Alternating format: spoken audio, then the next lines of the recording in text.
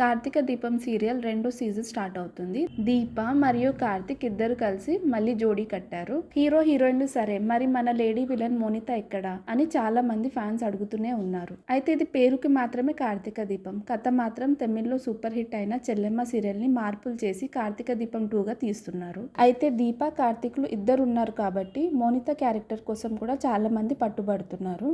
అందుకే కార్తీక దీపం నవ వసంతం కథలో కూడా మోనిత లాంటి లేడీ విలన్ ఉంది. లేటెస్ట్ గా కార్తీక దీపం సాంగ్ ప్రోమో రిలీజ్ చేశారు. అందులో కార్తిక్ వైపు ఓరగా చూస్తూ సాంగ్ పాడుతుంది ఒక క్యారెక్టర్. ఆ క్యారెక్టర్ నే అందరూ ఈమెనే ఈ సీరియల్లో లేడీ విలన్ గా రాబోతున్న కొత్త మోనిత అని ఫిక్స్ అయ్యారు.